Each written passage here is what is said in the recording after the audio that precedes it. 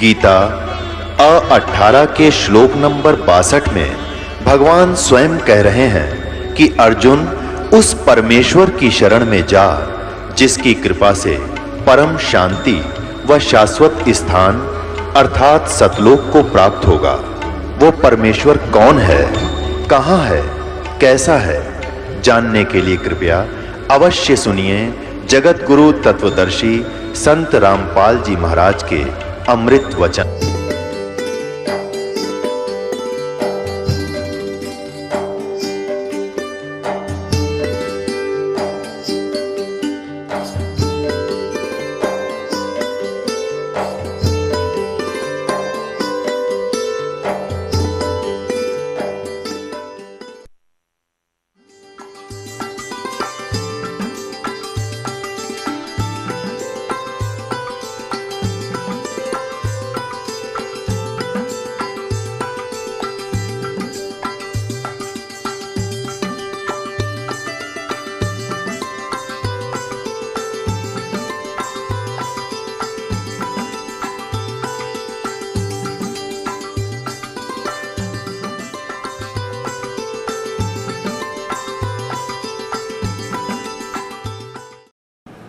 जब हम कुमार्ग पर जा रहे हैं, अपने घर के विपरीत दिशा में जा रहे हैं, तो उसको तुरंत त्यागना ही पड़ेगा, तभी हम सौ घर पहुंचेंगे। अपने घर तभी आएंगे जब हम उस कुमार्ग को त्याग कर यथार्थ मार्ग को ग्रहण करेंगे। तो भक्ति का जो मार्ग है, परमात्मा पाने का मार्ग है, वो हमारे सदग्रंथों में विद्यमान है। प्रसंग चल रहा है कि हम लाल और लालड़ी की पहचान करने योग्य हो जाएं, तो फिर हम मार नहीं खाएंगे अपने व्यवसाय में। इसलिए ये दास आपको रह रह कर सदग्रंथों के रूबरू कर रहा है। आज सभी समाज शिक्षित है, चाहे बूढ़े हो गए हुए भी शिक्षित है, क्योंकि हमारी उम्र के सारे पढ़े लिखे हैं और बेशक बूढ़े हो गए, पर नज़र इसी कसूती गाड़े ही सदग्रंथों के ऊपर, क्योंकि हमने भगवान की चाह थी और सदग्रंथों को पढ़ने का हमारा की उमंग थी, लेकिन हम समझे नहीं पाया करते इसमें लिख के रखा है, इसलिए थोड़े 10-5 प्रश्न पढ़ दिया करते, फिर रख देते ठाक है। तो अब इस दास को परमात्मा कबीर देव जी ने, गुरुदेव जी ने एक धार्मिक टीचर बना दिया, आध्यात्मिक गुरु। और टीचर का ये प्रथम कर्तव्य होता है कि वो सिलेबस अनुसार ही साधना कराए, ज्ञान प्रचार करे। जो टीचर अध्यापक शास्त्र के विरुद्ध सिलेबस से बाहर पढ़ाई पढ़ाता है, वो टीचर ठीक नहीं, वो अध्यापक हितकर नहीं है, वो शत्रु है उन विद्यार्थियों का, उनके जीवन का वो नष्ट कर रहा है। तो हमारे जितने भी अभी तक के गुरुदेव थे हिंदू धर्म के, वो सारे ही आउट ऑफ सिलेबस शिक्षा देने वाले थे। इसलिए तो वो हमें आज तक ये नहीं बता सके ब्रह्मा विष्णु महेश के माता पिता कौन है और कौन सा भगवान कितनी शक्ति रखता है। राम नाम रटते रहो, राम नाम रटते रहो, जब तक घट में प्राण, कब हो तो दीन दयाल के भनक पड़ेगी कान। अब कौन से राम का नाम जपे, सबसे पहले ये निर्णय करना हमने। राम की परिभाषा अभी आपको बताई कि जैसे एक विभाग को लेते हैं, जैसे तहसीलदार साहब, एसडीएम साहब, डिप्टी कमिश्नर साहब और कमिश्नर साहब, फिर मंत्री साहब, मुख्यमंत्री साहब, प्रधानमंत्री साहब और राष्ट्रपति साहब। ये सभी स्वामी हैं, ये सभी साहब हैं, लेकिन इन साहबों का अक्षेत्र भिन्न भिन्न है, इनकी अक्षमता मात्र है। ऐसे ही राम समझो तीन लोक के राम हैं, तीन लोक के राम हैं, श्री रजगुण श्री ब्रह्मा जी, सतगुण श्री विष्णु जी और तमगुण श्री शिव जी। और ये एक एक विभागीय मंत्री हैं, एक एक विभाग के राम हैं।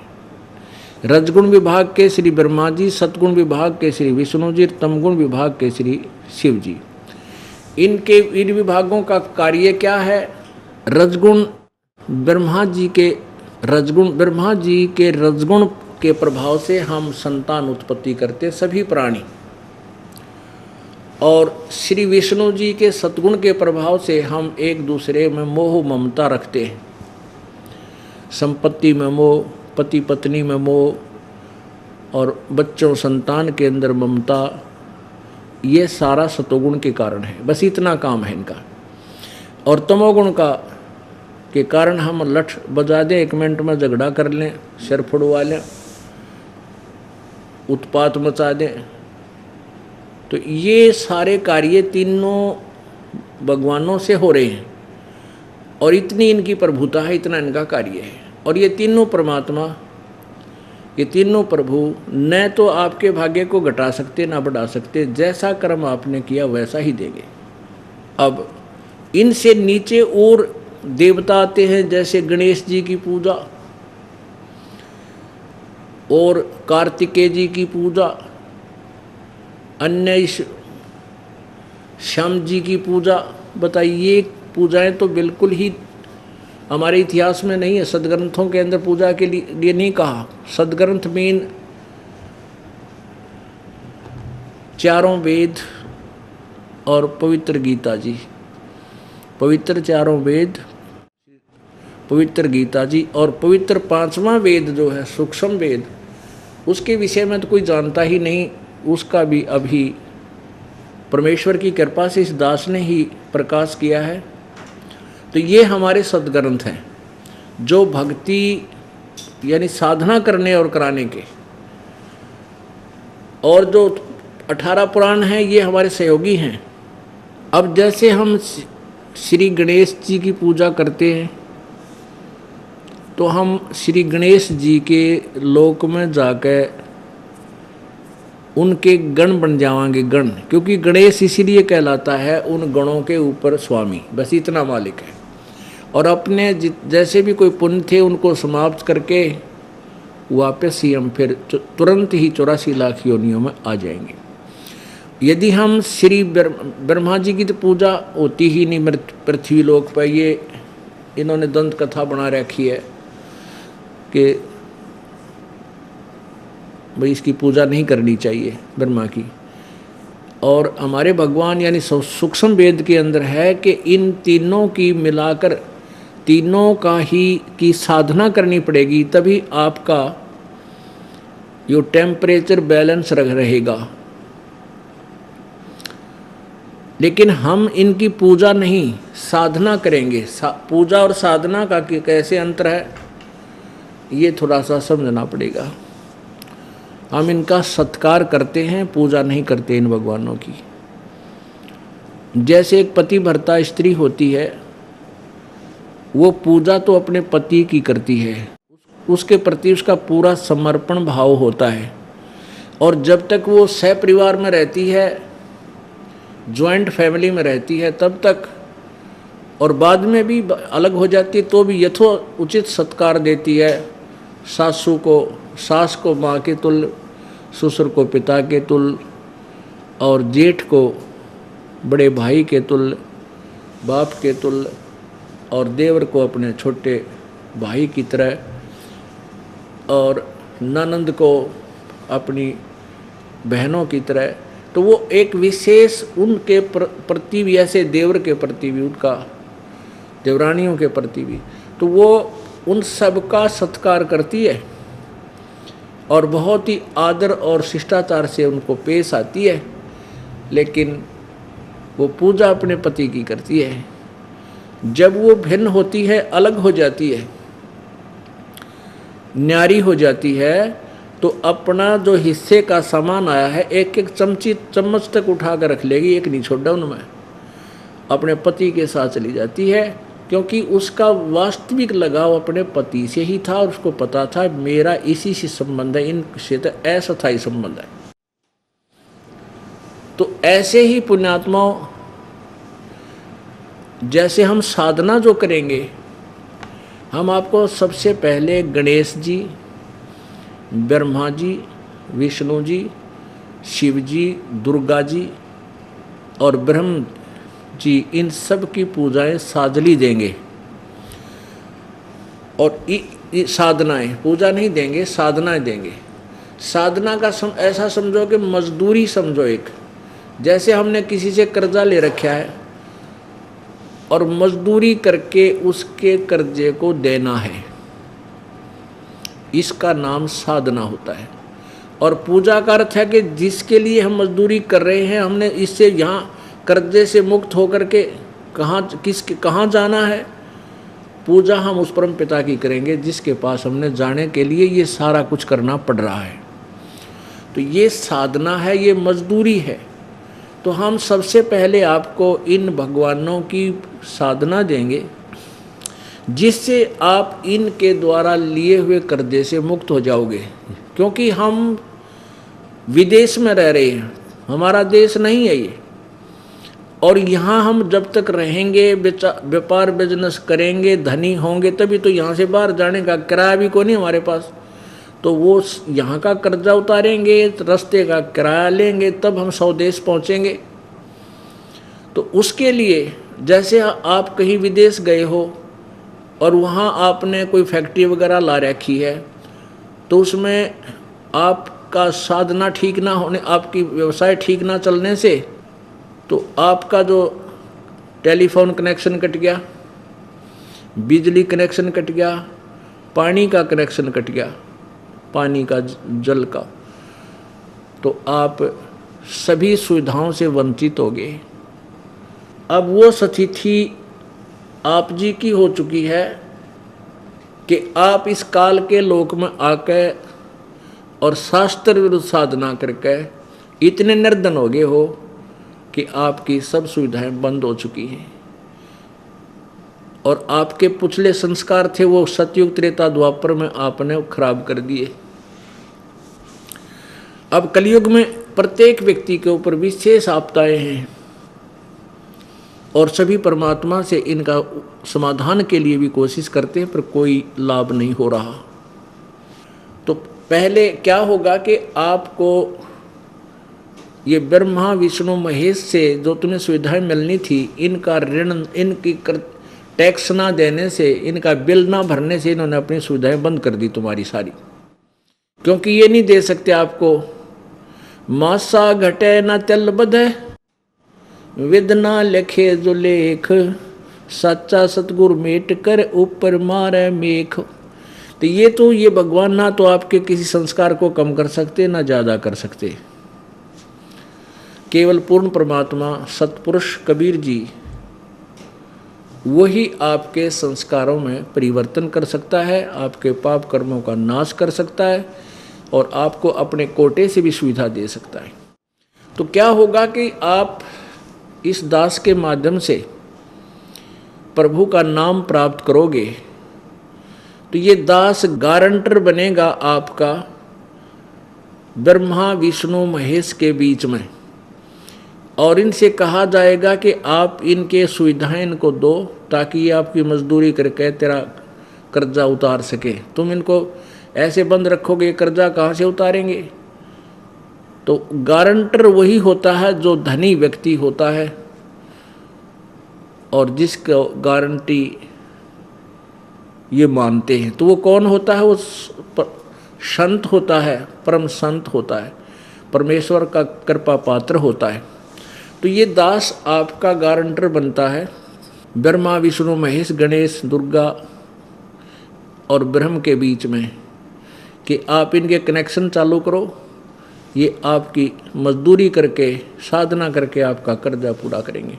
तो आपको जिस दिन यह मंत्र मिल जाता है, प्रथम मंत्र, उसी दिन आपके गारंटी के कागज इन भगवानों के पास पहुंच जाते, ऑटोमेटिक फैक्स हो जाता है। तो ये सब सुविधाएं आपको शुरू कर देते हैं।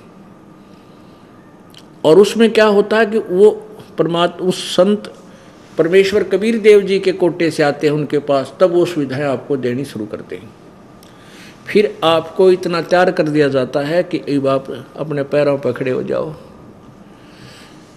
तरीका बताया जाता है राम नाम का धनी होने का, कि दान करो, भक्ति सिमरन करो, नाम जपो, सेवा करो।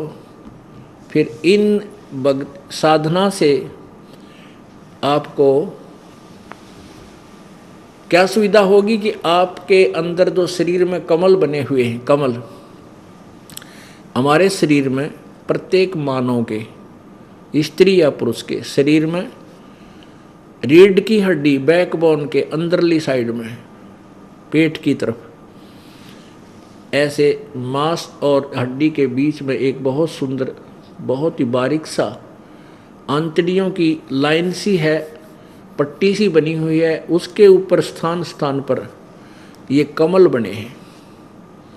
तो इन नाम के जाप से वो कमल धीरे धीरे जो है खिलने शुरू होंगे, फूलने शुरू हो जाएंगे। जितनी भक्ति आपकी होती जाएगी, अंदर के जो कमल है वो खिलते जाएंगे। कहने का भाव ये है कि जितनी आपकी कमाई, धन वहाँ पहुँचता जाएगा इनके अकाउंट में, आपके अकाउंट में, उतनी ही सुविधा, उतना ही राहत आपको ये ब्रह्मा, विष्णु, महेश, गणेश और दुर्गा देना प्रारंभ कर देंगी। तो आपके घर में सुख, आपके शरीर में सुख, काम में बरकत बहुत घनी होने लग जाएगी। और जब आप यहाँ से चलोगे तो आपके जाने में रास्ते में बाधा नहीं होगी, आप ऋण मुक्त होगे। ब्रह्मा, विष्णु, महेश, गणेश और दुर्गा आपको रोकेंगी नहीं कि जाओ भाई हमारे कागज पूरे, हम नहीं रोकेंगे तुम्हें। तो इनकी भक्ति, इनकी साधना करनी है।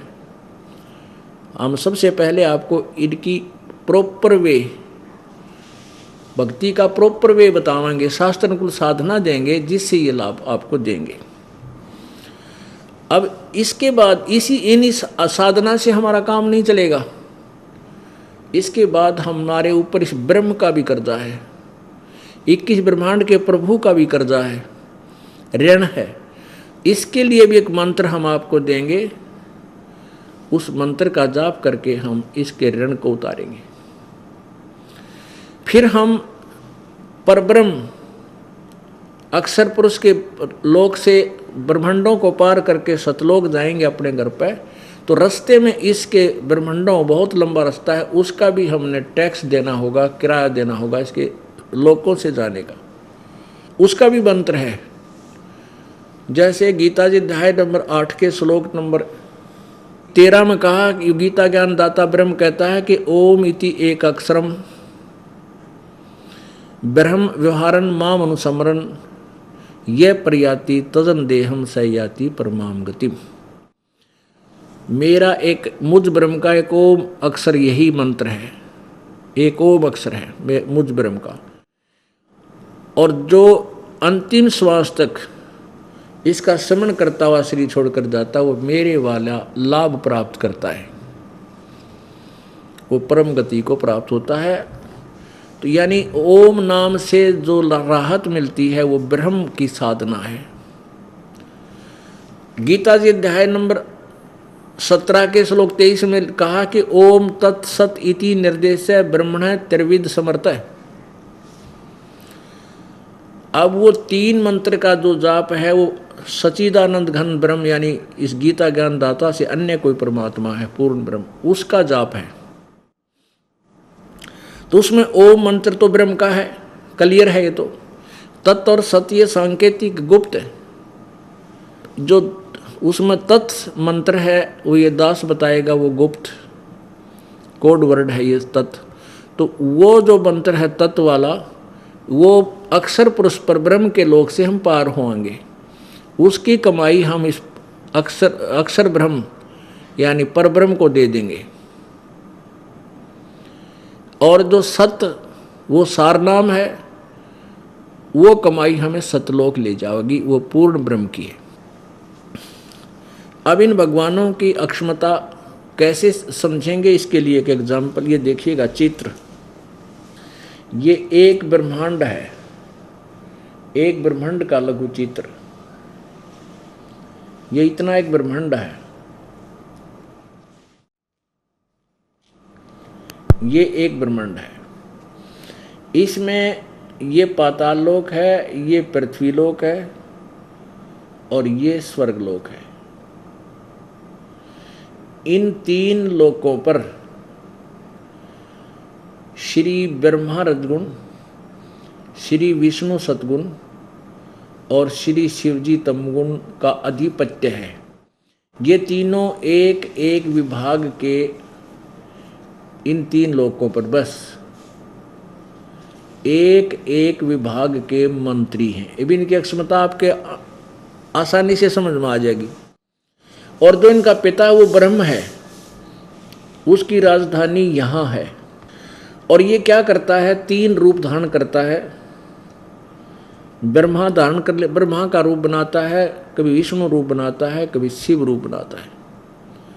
इसने यहाँ पर 3 स्थान बना रखे हैं गुप्त स्थान।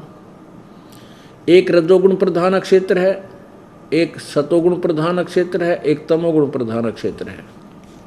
और ये दुर्गा को अपने साथ रखता है। जब ये रजोगुण प्रधान क्षेत्र में, ये रजोगुण प्रधान क्षेत्र है, जब ये इसमें होते हैं तो इसमें ये दुर्गा को सावित्री रूप में रखता है। इन दोनों के संयोग से जो पुत्र उत्पन्न होता है वो ऑटोमेटिकली रजगुण युक्त हो जाता है। उसका नाम ये ब्रह्मा धर देते हैं और इसी सकल का हो जाता है। जैसा ब्रह्मा है, यो काल ब्रह्मा का रूप धारण किए बैठा है। और फिर ये इसने एक सतोगुण प्रधान क्षेत्र बना रखा है। इसमें ये स्वयं को विष्णु रूप धारण कर लेता है और दुर्गा को लक्ष्मी रूप में रखता है। इन दोनों के संयोग से जो पुत्र उत्पन्न होता है वो विष्णु के आकार का, विष्णु से सकल का हो जाता है और सतोगुण युक्त हो जाता है। और ये तीसरा स्थान है, ये तमोगुण प्रधान क्षेत्र है। जब इसमें ये काल होता है ये शिव रूप धारण कर लेता है और दुर्गा को ये पार्वती रूप धारण कराता है। इन दोनों के मेल से, संयोग से जो पुत्र उत्पन्न होता है वो ऑटोमेटिकली शिव जी की शकल जैसा हो जाता है और ये तमोगुण युक्त हो जाता है। फिर इन तीनों को बेहोश रखते हैं। ये इन तीनों पुत्रों को जब तक ये युवा नहीं होते तब तक इनको अचेत रखते और परवरिश जारी रखते हैं। और जब ये जवान हो जाते हैं तो इनको सचेत करके इन तीनों का शादी कर देते हैं। यही दुर्गा अपने 3 रूप धारण और करती है, सावित्री, लक्ष्मी और पार्वती की, और इनकी शादी कर देती है। अब सतोगुण प्रधान क्षेत्र क्या है, रजोगुण प्रधान क्षेत्र क्या है। एक मकान में 3 कक्ष हैं। एक कक्ष में चित्र लगा रखे, अश्लील चित्र, और दूसरे में लगा रखे हैं साधु संत फकीरों के बहुत शांत स्वभाव वाले व्यक्तियों के, और तीसरे में लगा रखे हैं शहीदों के, क्रांतिकारियों के, शूरवीरों के। तो जिसमें व्यक्ति उस अश्लील चित्र लगे हुए कक्ष में जाता है तो उसका मन उन चित्रों को देख करके वैसा ही, उसी स्वभाव वाला, वैसे ही विचार उथल पुथल वही मच जाती है। और जब तक वहाँ रहता है उसमें वही धारणा बनी रहती है। ऐसे ही जब वो दूसरे कक्ष में साधु संत फकीरों के, भक्तों के जिसमें चित्र लगे उनकी इतिहास से वो परिचित होता है, वहाँ जाते ही मन इतना शांत हो जाता है, बहुत ही शांत हो जाता है, साधु जैसा स्वभाव बन जाता है। फिर वो तीसरे में जाता है जहाँ शूरवीरों के, शहीदों के चित्र लगे हों, उनकी हिस्ट्री, उनकी कहानी सुनकर याद होती है, उसको याद कर करके, उनके चित्रों को देख करके, उनकी लीलाओं को देख, उनके जो सैक्रिफाइस को देख करके उसी तरह का विचार आने लग जाते हैं और उसी तरह खून खौलने लग जाता है, यानी वैसे विचार बन जाते हैं। तो ऐसे इस काल भगवान ब्रह्म ने इस ब्रह्मलोक के शून्य में, शून्य शिखर में, शिखर माने चोटी पे, वहाँ एक गुप्त स्थान बना, ये एक अलग ऐसा स्थान बना रखा है, वहाँ कोई नहीं जा सकता। ये जिसको चाहेगा वही जा सकता है वहाँ पर। तो इसने ये 3 स्थान बना रखे हैं। और स्वयं ये जब रजोगुण प्रधान क्षेत्र में होता है तो दुर्गा को सावित्री रूप में रखता है। जब तक ये उस क्षेत्र में रहता है तो इनके मन में वही स्वभाव, वैसा ही विचार आते रहते हैं, और जब उस इनसे जो पुत्र उत्पन्न होता है उसके विचार भी वैसे ही हो जाते हैं। इसी प्रकार दूसरा सतोगुण प्रधान क्षेत्र है। जब ये वहाँ होते हैं तो ये विष्णु रूप धारण कर लेता है और दुर्गा को लक्ष्मी रूप धारण कराता है। इन दोनों के जब तक ये वहाँ रहते हैं इनके विचार वैसे ही रहते हैं साधु स्वभाव वाले, तो इनके संयोग से जो पुत्र उत्पन्न होता है उस बच्चे में भी वही गुण होते हैं। तीसरा तमोगुण प्रधान क्षेत्र है। जब ये वहाँ जाते हैं और ये स्वयं शिव रूप में रहता है काल और दुर्गा को पार्वती रूप में रखता है, इनके संयोग से जो पुत्र उत्पन्न होता है उसकी शकल भी शिव जी जैसी और गुण भी तमोगुण युक्त हो जाता है। और फिर इनको युवा होने पर एक एक विभाग का मंत्री बना देता है। इस काल भगवान को श्राप लगा है 1 लाख मानुष शरीरधारी प्राणियों के सूक्ष्म शरीरों को तपस्या के ऊपर डेली खाने का। तो वो कैसे खाता है कि ये ऊपर का कवर तो यहीं रह जाता है, ये शरीर हमारा स्थूल शरीर, अंदर इसके सूक्ष्म शरीर है। और सूक्ष्म शरीर के अंदर हमारे अंदर एक ऐसी वासना जमा होती है, जैसे हम खट्टे मीठे चटपटे जो भी पदार्थ खाते हैं, विषय वासना करते हैं, इनका अंश सूक्ष्म शरीर में भी समा जाता है। और उस सूक्ष्म 1 लाख मानव शरीरधारी प्राणियों के सूक्ष्म शरीरों को तपस्या पर भूनता है। ये एक बहुत बड़ी पत्थर की टुकड़ी तवा नुमा है और वो अपने आप गर्म रहती है, बहुत हीट रहता है उस पर, उसके ऊपर डाल दिए जाते हैं, इनमें से गंध निकालता है, उसको ये काल खाता है, ब्रह्म खाता है। और जीव मरता नहीं, इनको भेज देता है, फिर अपने कर्म भोगो, जैसा कर्म किया वैसा फल पाओ, ये विधान बना के यहाँ छोड़ रखे। अब फिर देखिएगा, अब हम इन भगवानों की सतिथि से परिचित होंगे, इन प्रभुओं की क्षमता से परिचित होंगे, तभी तो हम सेलेक्ट करेंगे कौन सा भगवान पूजा, किसकी पूजा करें। तो अब देखना, फिर देखें इस लघु चित्र को। ये है एक ब्रह्मांड का लघु चित्र। अब आपने जाना कि एक ये पाताल लोक, पृथ्वी लोक और ये स्वर्ग लोक, इन 3 लोकों पर, 3 स्थानों पर इन तीनों भगवानों का अधिपत्य है, एक एक विभाग के मंत्री हैं ये। और ये काल भगवान पूरे ब्रह्मांड का संचालक है। ये यहाँ रहता है अलग से, और इसने यहाँ एक ब्रह्मलोक बनाया हुआ है। ये ब्रह्मलोक है, ये इतना ब्रह्मलोक है।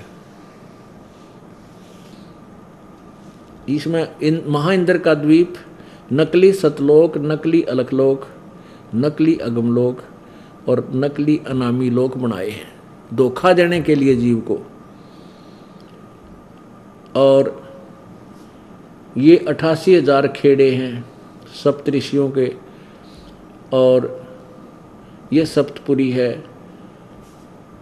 ये धर्मराय का लोक है, ये 88,000 खेड़े हैं इधर। और ये दुर्गा का अलग से स्थान भी है, ये समुद्र के बीच में, ये मीठे जल का समुद्र है, यहाँ अलग से दुर्गा का एक और द्वीप है।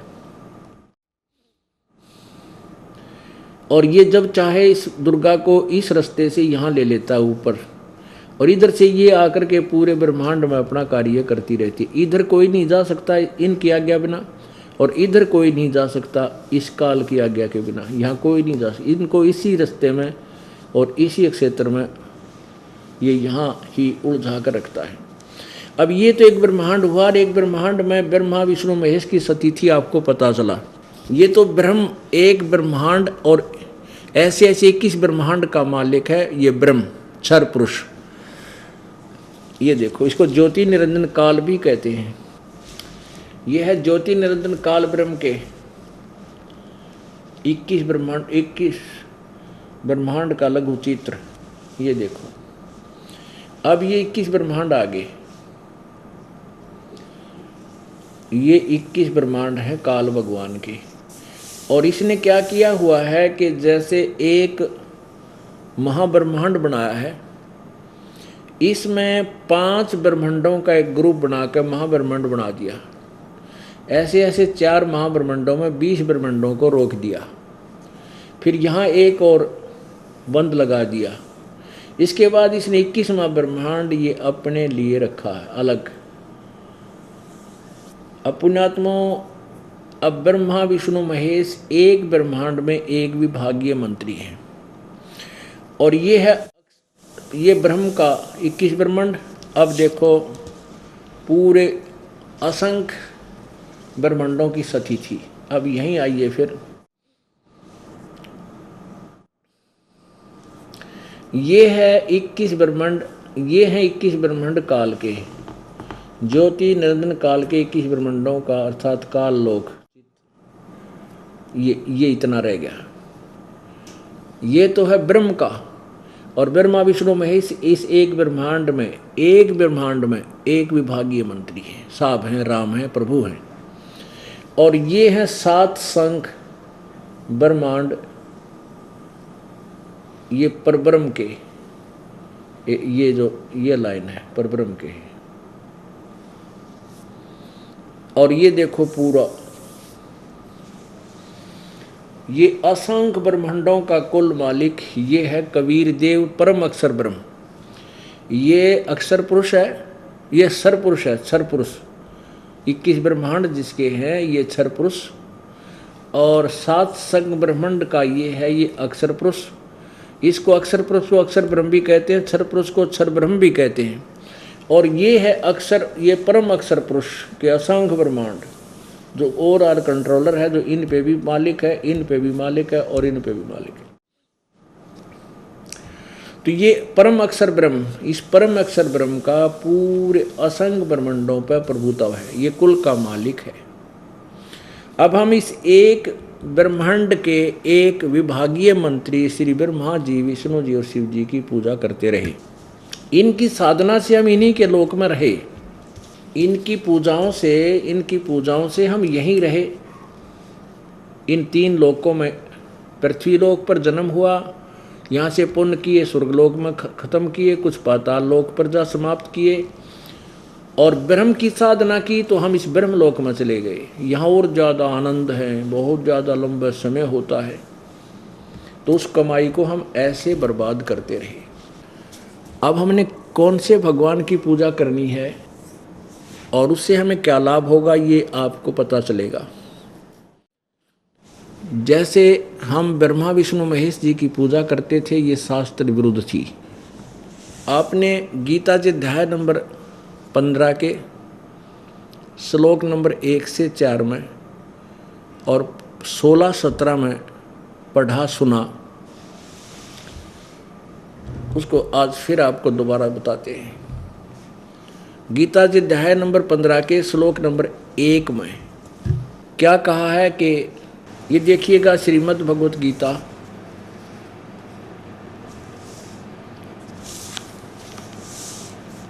अथ पंचदशो अध्याय,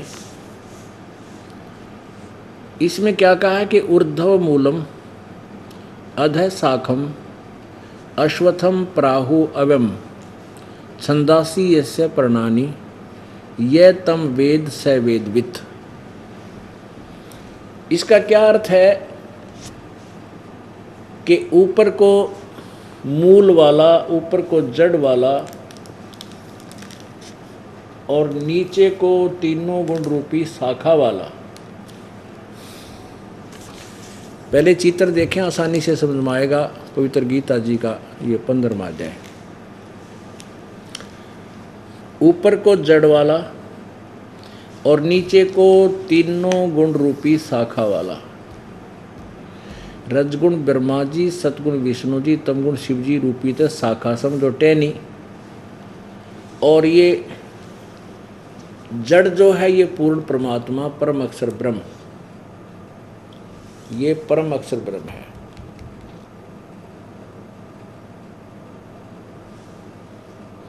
ये पूर्ण ब्रह्म परमेश्वर है।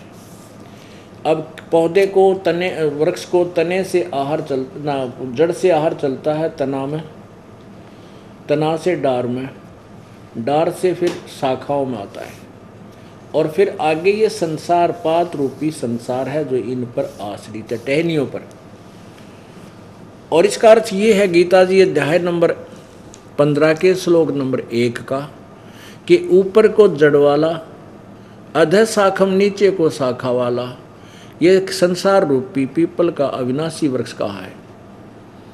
और जो इसके सभी, जो व्यक्ति, जो संत इस संसार रूपी वृक्ष के सभी छंदों को, विभागों को पत्तों सहित जानता है, स वेदवित, वो वेद के तात्पर्य को जानने वाला है, अर्थात वो तत्वदर्शी संत है। तत्वदर्शी संत की पहचान बताई है इसमें, ये देखिएगा। तो वो तत्वदर्शी संत कौन थे? परमेश्वर कबीर जी स्वयं आए थे, उन्होंने ये भेद बताया था। अक्षर पुरुष एक पेड़ है, निरंजन वा की डार, और तीनों देवा शाखा हैं, ये पात रूप संसार। हे भगवान, एक कह दो में, और 15वां अध्याय समझा दिया सारा। एक ही मंत्र में सूक्ष्म वेद का मंत्र है ये, कबीर जी की वाणी का, परम अक्षर ब्रह्म की वाणी का। ऊर्ध्व मूलम अधः शाखम अश्वत्थम प्राहु अव्यम छंदासी यस्य प्रणानी ये तम वेद स वेदवित। अब देखिएगा इनका अनुवाद। 15वें अध्याय का प्रथम मंत्र अनुवाद किया है आदि पुरुष परमेश्वर मूल वाले। अर्थात इनका कहने का भाव ये है कि जो जड़ है उस संसार रूपी वृक्ष की, वो आदि पुरुष परमेश्वर यानी परम अक्षर ब्रह्म है। ये अनुवाद इन्होंने सही किया है। आदि पुरुष परमेश्वर मूल वाले, ये मूल रूपी जो है, मूल जो है ये पूर्ण परमात्मा है। और आगे का ज्ञान नहीं दिया गीता ज्ञानदाता ने, उसको पता नहीं। आदि पुरुष परमेश्वर मूल वाले, अधः शाखम ब्रह्मा रूप मुख्य शाखा वाले नहीं, ये अनुवाद गलत है। ये देखिएगा दूसरे श्लोक में इन्होंने अधः माने क्या किया? अधः माने नीचे, अधः माने नीचे। तो हम यहाँ इसको ठीक करेंगे। अधः शाखम, ऊर्ध्व मूलम ऊपर को शाखा वाला, और नीचे को ऊपर को जड़ वाला, नीचे को शाखा। अधः शाखम नीचे को शाखा वाले। इस संसार रूपी पीपल के वृक्ष को अविनाशी कहते हैं। इन्होंने जैसा अनुवाद किया यही पढ़ेंगे पहले। वेद जिसके पत्ते कहे गए हैं, उस संसार रूप वृक्ष को जो पुरुष मूल सहित तत्व से जानता है, वह वेद के तात्पर्य को जानने वाला, अर्थात वह मूल सहित और पत्तों सहित जानता है। अब प्रत्येक विभाग को जानता है, मूल सहित ही, मूल सहित में सबको जानता है। तो वो तत्व से जानता, वह वेद के तात्पर्य को जानने वाला, अर्थात वह तत्वदर्शी संत है। गीता जी अध्याय नंबर 4 के श्लोक नंबर 25 से लेकर और 30 तक गीता ज्ञान दाता ने अपना मत बताया है कि कोई तो साधना ऐसी करता है, कोई साधना ऐसी करता है, कोई तो देवताओं की पूजा करके ही उसको फाइनल मान बैठा है, और कोई यज्ञ आदि करता है, कोई हवन तक सीमित है। अब देखना पुण्यात्माओं, ये एक सिलेबस है, एक अलग से आपकी क्लास है। ये सोच लो कि हमने थोड़ा सा समय भगवान के लिए देना पड़ेगा और इसकी ट्रेनिंग लेनी पड़ेगी, तब हम भक्ति करने योग्य रहेंगे। अब देखिए अध्याय नंबर 4 श्लोक नंबर 25। अब ये क्या बता रहा गीता ज्ञानदाता कि कोई तो ऐसी पूजा करता है, कोई ऐसी। दूसरे योगीजन देवताओं के पूजन रूप यज्ञ को ही भली भांति अनुष्ठान किया करते हैं। देवताओं की पूजा रूपी यज्ञ यानी यही अनुष्ठान, यही धार्मिक कर्म है उनके, देवताओं की पूजा करना। और अन्य साधक योगीजन ब्रह्माग्नौ, ब्रह्म यानी परमात्मा ब्रह्म की साधना करते हैं और यज्ञों के द्वारा ही करते हैं, हवन आदि किया करते हैं।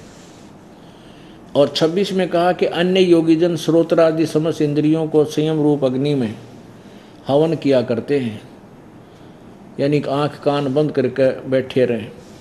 और अन्य दूसरे शब्द आदि समस्त विषयों को इंद्रियों रूप अग्नि में हवन किया करते हैं। 27 में कहा कि दूसरे योगीजन इंद्रियों को की संपूर्ण क्रियाओं को और प्राणों की समस्त क्रियाओं को ज्ञान से प्रकाशित आत्म संयम योग रूप अग्नि में हवन किया करते हैं। 28 में कई पुरुष धर्म संबंधी यज्ञ करने वाले हैं, केवल धर्म भंडारे करते रहते, दान दे दिया कि भंडारे कर दिए, और कुछ तपस्या ही करते रहते हैं और दूसरे कितने ही योग करते रहते हैं, आसन, और कितने ही अहिंसा आदि तिक्सिक व्रतों से युक्त रहते हैं, जो मुंह पर पट्टी बांध कर नंगे पैरा घूमते हैं। और कुछ स्वाध्याय रूप ज्ञान यज्ञ करने वाले हैं, यानी केवल पाठ पठन करते हैं, गीता का पाठ कर लिया, वेदों का पाठ कर लिया। फिर कहा दूसरे 29-30 में, दूसरे कितने ही योगीजन अपान वायु में प्राणवायु को हवन करते हैं, वैसे ही प्राणवायु को अपान वायु में, या श्वास पर उस श्वास को केवल देखते रहते हैं। अन्य कितने ही नियमित आहार करने वाले हैं, प्राणायाम यानी बहुत सूक्ष्म आहार करते हैं। प्राणायाम पुरुष, प्राणायाम प्राण पुरुष प्राण और अपान की गति को रोककर प्राणों में ही हवन किया करते हैं। ये सभी साधक यज्ञों द्वारा पापों का नाश कर देने वाले यज्ञों को जानने वाले हैं। अब इसका वास्तविक अर्थ क्या है कि कोई तो ऐसी साधना करता है, कोई ऐसे करता है, कोई देवताओं की पूजा करता है, कोई केवल धर्म भंडारे करता रहता है, कोई तपस्या करता है, कोई स्वाध्याय करता रहता है, कोई आंख कान बंद करके अभ्यास करता रहता है। कहते ये सभी साधना जो कर रहे हैं ये अपनी साधनाओं को पाप नाशक जानते हैं, ये पाप नाशक जानकर ही कर रहे हैं। और 32वें श्लोक में कहा है कि इस तरह की वास्तविक, इस तरह की अन्य बहुत विस्तार से साधनाएं उस सच्चिदानंद घन की वाणी में लिखी हैं, उस परमेश्वर के सूक्ष्म वेद में कहा है, वो तत्व ज्ञान उसमें लिखा। उस तत्व ज्ञान को 34वें श्लोक में कहा है, चौथे अध्याय में, कि उस तत्व ज्ञान को तत्वदर्शी संतों के पास जाकर समझ। इससे सिद्ध है कि गीता जी का ज्ञान कंप्लीट नहीं है। उसके विषय में कहा है कि वो और विस्तार से जो लिखा वो सच्चिदानंद घन की वाणी में, अर्थात उस परमेश्वर की अपने मुख से बोली हुई वाणी में। वो कौन सी है? वो कबीर वाणी, उसमें विस्तार से कहा है, उसको समझ। अब देखो कमाल कर रखा है, अध्याय नंबर 4 का और श्लोक नंबर 32। इस प्रकार और भी बहुत तरह के यज्ञ, अब इन्होंने यहाँ गड़बड़ कर दी, ब्रह्मणे का अर्थ वेद कर दिया।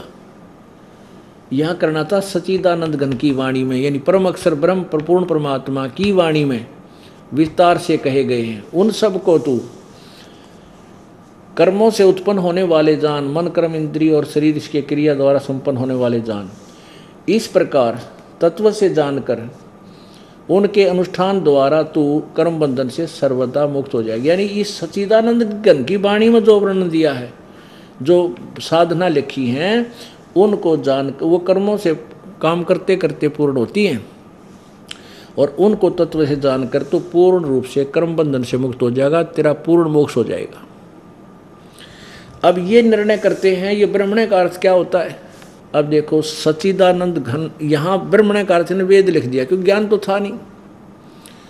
इन्होंने कई जगह ब्रह्म का अर्थ भी वेद किया है, नहीं हो सकता, किसी सूरत में भी नहीं हो सकता ब्रह्म का अर्थ वेद, क्योंकि ब्रह्म भगवान है और वेद उसका संविधान है। जैसे हमारे देश का संविधान तो संविधान है और राजा राजा है, तो यदि हम राजा का अर्थ संविधान करते हैं कहीं पर, तो हम उसका अनुवाद ठीक नहीं कर पा रहे, हम समझ नहीं रहे उस सेंटेंस को। तो इन्होंने ऐसा ही गड़बड़ कर दी। ब्रह्मणे का अर्थ है बड़ा भगवान, यानी सच्चिदानंद घन परमात्मा, जो गीता ज्ञान दाता से अन्य है। ये देखिएगा 17वां अध्याय नंबर 17 का श्लोक नंबर 23 क्या लिखा है। ओम तत्सत इति निर्देश है, ब्रह्मण है त्रिविध समर्थ है, ब्राह्मणा तेन वेदा च यज्ञा च विहिता पुरा।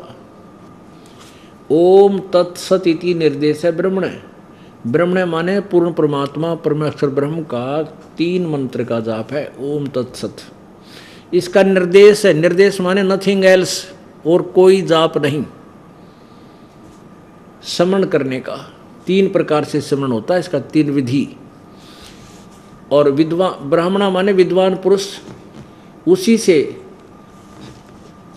सृष्टि के प्रारंभ में ये ऐसी साधना करते थे। हमने अब सच्चिदानंद घन इस ब्रह्मणे का अर्थ लेना है इन्हीं के अनुवाद में।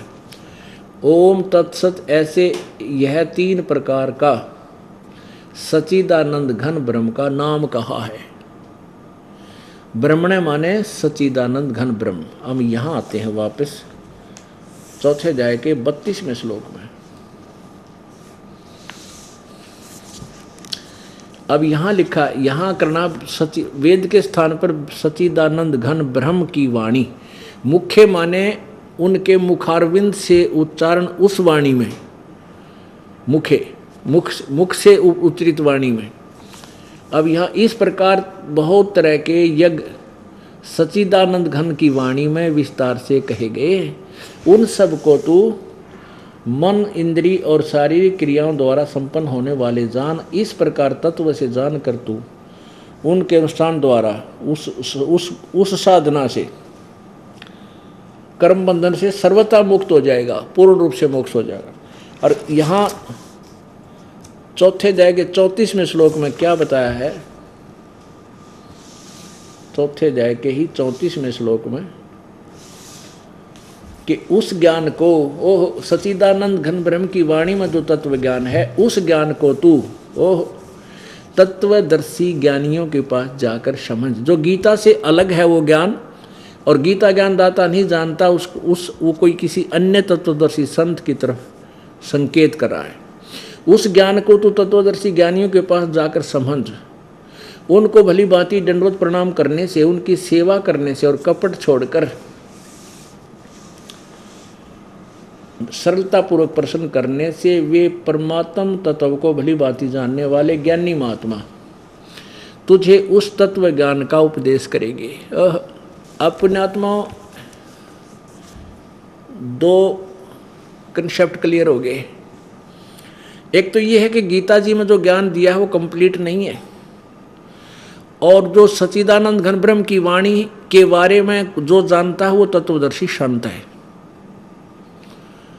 और सच्चिदानंद घन ब्रह्म की वाणी यानी 5वां वेद, वो परमेश्वर की वाणी, कबीर वाणी में जो ज्ञान लिखा है वो पूर्ण मोक्षदायक है।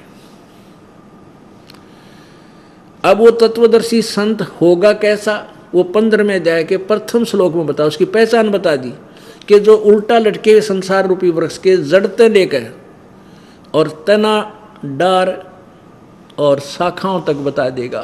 सवेदवित वो तत्वदर्शी संत है, वह वेद के तात्पर्य को जानने वाला है। अब इस गीता ज्ञान दाता ने केवल संकेत किया है कि ऊपर तो जड़ है और नीचे को तीनों गुण रूपी शाखा, ये संकेत अवश्य कर दिया, बीच का कोई वर्णन नहीं। वो ये दास बताएगा, जो कबीर, जो परमेश्वर ने अपनी वाणी में पहले ही बोला हुआ, वही दास आपको सुनाएगा। ये देखिएगा श्रीमद् भगवत गीता, और इसके हम 15वें अध्याय में फिर आते हैं।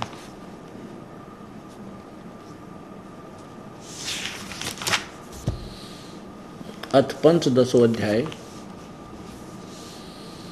ऊर्ध्व मूलम अधः शाखम अश्वत्थम प्राहो अवम छंदासी यस्य पर्णानि ये तम वेद स वेदवित। आदि पुरुष मूल वाले, अधः शाखम, इसको यहाँ पढ़ो, नीचे को शाखा वाला, ऊपर को संसार रूपी वृक्ष। संसार रूपी पीपल के वृक्ष को अविनाशी कहते हैं, वेद जिसके पत्ते कहे गए। और उस संसार रूपी वृक्ष को जो मूल सहित तत्व से जानता है, स वेदवित, वह वेद के तात्पर्य को जानने वाला, अर्थात वह तत्वदर्शी संत है। अब फिर देखो सच्चिदानंद घन की वाणी में, अक्षर पुरुष एक पेड़ है, निरंजन वा की डारे, तीनों देवा शाखा हैं, ये पात रूप संसार। ये है वो सच्चिदानंद घन की वाणी। इसमें लिखा है वो क्लियर, ये देखो, ये है वो 15वें अध्याय का प्रथम श्लोक में जो कहा है कि ऊपर को जड़ नीचे को शाखा वाला। इसको तत्व से परमेश्वर ने बताया अपनी वाणी में, कबीर जी ने। कबीर अक्षर पुरुष एक पेड़ है और निरंजन यानी ये ब्रह्म, ये काल निरंजन वा की डार और तीनों देवा शाखा हैं भाई पात रूप संसार। ओए कितना निर्मल ज्ञान भगवान दे के गए थे। और उस अपनी अमरवाणी में जो सदग्रंथ इसके लिए संकेत कर रहे हैं कि वो है तत्व ज्ञान। ये तो जड़ है, पूर्ण परमात्मा परम अक्षर ब्रह्म, ये परम अक्षर ब्रह्म है, पूर्ण ब्रह्म परमेश्वर। और ये तना जो है ये है अक्षर पुरुष यानी परम पर ब्रह्म। और ये देखो डार, ये क्षर पुरुष है, इसको क्षर ब्रह्म भी कहते हैं, ब्रह्म भी कहते हैं। ये डार है, इसके आगे 3 शाखाएं हैं, रजगुण ब्रह्मा, सतगुण विष्णु, तमगुण शिवजी रूपी शाखाएं। और ये पात रूप संसार। अपुण्यात्माओं, अब ये आपने देखा कि ये 3 परमात्मा अक्षर, परम अक्षर ब्रह्म, अक्षर ब्रह्म और क्षर ब्रह्म, 3 का प्रमाण कहाँ है कि ये भगवान है। अब गीता जी क्लियर करेगी 15वें अध्याय का 16 और 17 मंत्र आपको 3 भगवान सिद्ध करेगा। इससे पहले 8वें अध्याय के प्रथम श्लोक में, 8वें अध्याय के प्रथम श्लोक में अर्जुन ने प्रश्न किया कि हे भगवान, आपने 7वें अध्याय के 29वें श्लोक में जिस तत्ब्रह्म के बारे में कहा है कि उसको जो जान लेगा फिर वो संसार की किसी वस्तु की इच्छा नहीं करता, वो जन्म मरण से ही छुटकारा पाने की चेष्टा करता है, जरा मरण से छुटकारा पाने की ही चेष्टा करता है। तो वो तत्ब्रह्म है कौन? 8वें अध्याय के 3रे श्लोक में उत्तर दिया है गीता ज्ञानदाता ने कि वो परम अक्षर ब्रह्म है। वो परम अक्षर ब्रह्म है, यानी गीता ज्ञानदाता ब्रह्म है और वो परम अक्षर ब्रह्म की तरफ संकेत कर रहा है। 7वें अध्याय का 29 मंत्र पढ़ेंगे, ये देखिएगा। अध्याय नंबर 7 और श्लोक नंबर 29। जरा मरण मोक्षाय माम आश्रित्य यतन्ति ये ते ब्रह्म तत्विदु। ब्रह्म तत्व, इसको तत् ब्रह्म भी बोलते हैं। कृत्सनम अध्यात्मम कर्म च अखिलम, इसका यहाँ अनुवाद किया है इन्होंने।